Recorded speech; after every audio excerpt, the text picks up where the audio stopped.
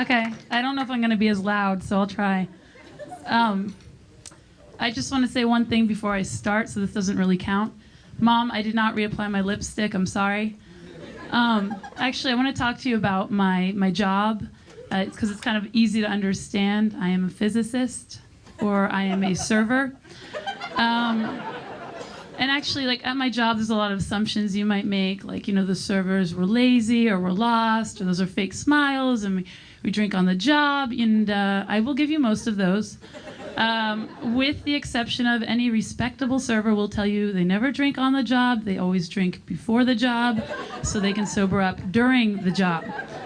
But there are a lot of things that we do in a restaurant that you don't know about, and there's a lot of things that you think we should do that we don't.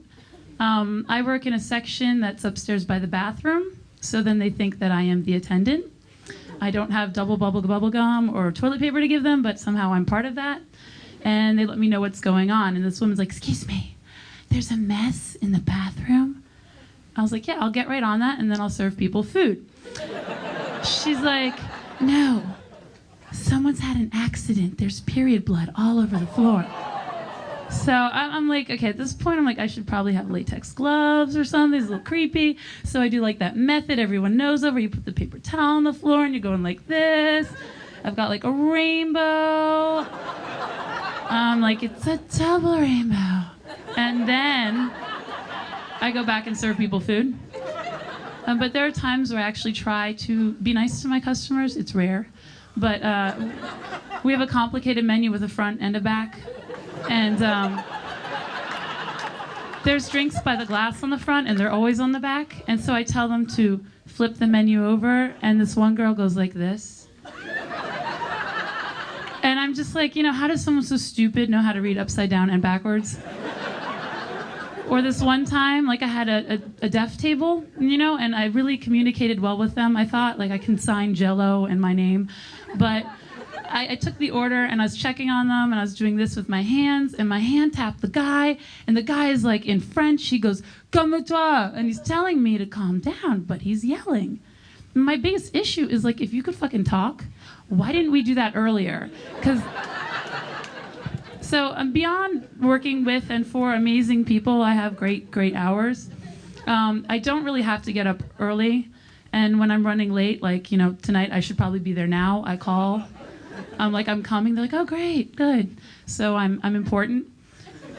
But I do get off at like 11:30, 12 o'clock. I call people 12:30, 1 o'clock. I'm like, hey, you want to hang out? And they're like, what do you want to do? I'm like, I kind of want to like get something to eat, you know? So everything is an inadvertent booty call. Like, it doesn't matter what I'm calling for. Like, I might need like to Xerox something, and they think that like I want, you know. Anyway, I'd probably give it to them. But the point is, I haven't had that much luck, so I've decided to join online dating, the free kind, solely because I'm not willing to pay for the rejection. And they have like a questionnaire you fill out. And first of all, I've realized that online dating is kind of like jail. Everyone wants to know what landed you there. It's like the joint. And then they want to know how long you've been there. Like, the longer you've been there, the worse you've been doing. So I filled out the questionnaire, and it says, like, yes, I will date a drug addict, alcoholic, chain smoker. I'm fine with that, you know? And then it asks for occupation, and I'm like, shit, what am I going to put there? I'm like, what is the chain smoking, drug, alcoholic guy going to think of me when he knows what I do? So I never put, like, my occupation. I dance around that. But beyond having an amazing job with great hours, I do live with my family and their family. I have my own bicycle. I do drink and drive. It's really hot when I go to bars and put my helmet up there. But when I do actually open up and let people know I'm a server, they ask you where you work, and it's not like, oh, I work, you know, for the government in that building on the 8th floor, way downtown. I work in a restaurant. Like, where? I'm like, DuPont. Oh, what kind? I'm like, French. And then they've got it. They know where I work. I'm not going to tell you. They know where I work. And so then they do like a, you know, like a walk by. Like, they go to check me out without me knowing it, or at least I hope they're checking me out, but they're probably not. But in the event that they do, I'm wearing this like oversized fluorescent orange men's shirt and polyester pants, and my hair looks like it does now. This was planned. And And they probably don't even come in. So I've gotten to the point of which I'm thinking online dating might not be for me, and I just need to start accepting the marriage proposals from the Honduran dishwashers and become a hacienda housewife. And gracias.